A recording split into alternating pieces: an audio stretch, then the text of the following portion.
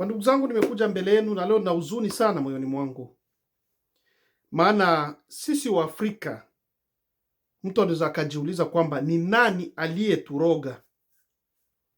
Maana kosa ambao mmoja alifanya jana, mwingine leo anarudilia kosa lile lile.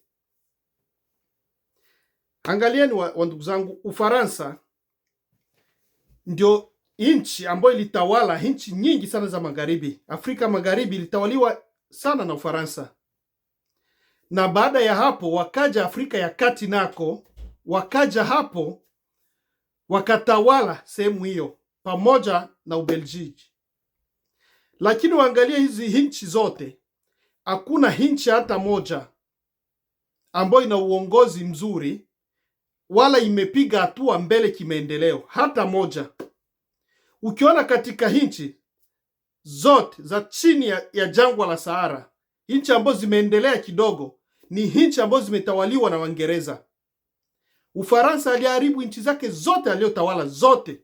Ukienda Mali, ukienda Burkina Faso, ukienda Niger, ukienda karibia zote kuna chafuka kabisa. Lakini Ufaransa, kwa sababu wazungu wao wanaona sisi wa Afrika kama akili zetu haziko sawa, amehama hizo nchi Ufaransa. Sasa hivi ameingia kwenye nchi za Waingereza, ndio anaanza kudili na wenyewe. Kenya, Nigeria na zingine ataingia, hata Tanzania tayari ameshaingia na nchi zingine. Mfikiria kwamba ndugu zangu, kama Ufaransa amechafua nchi zote ambazo zilikuwa chini ya ukoloni wake, sina uhakika kama hayo maendeleo kidogo ambao nchi ambazo zilitawaliwa na Waingereza wana benefiti kwa leo, kama itapiga hatua mbele, sina huo uhakika.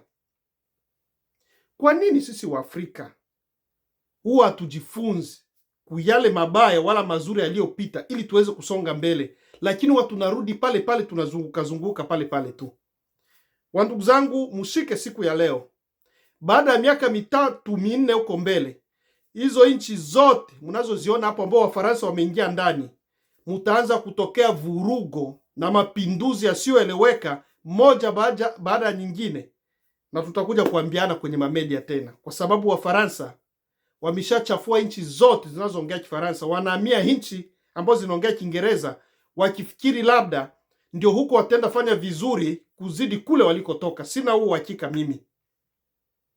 Wandugu zangu walioko katika nchi za Waingereza, mjitahidi kuongea na viongozi wenu, kama wanasahau wala wanapewa kidogo ili waweze kupokea mabwana, siku moja watakumbuka hali inayopita huko Mali, inayopita Niger, Burkina Faso, Kongo, Afrika ya Kati na nchi zingine ambao wenyewe Wafaransa walikuwa hapo.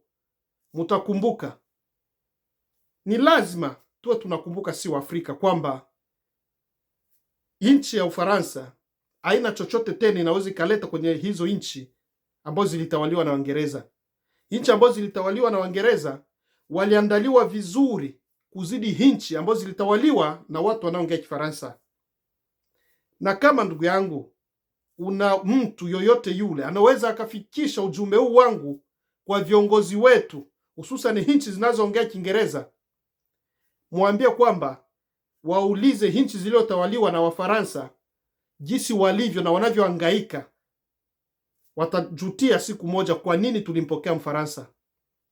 Gawa na watu wengine na uweze kuweka comment yako hapo. Asante sana.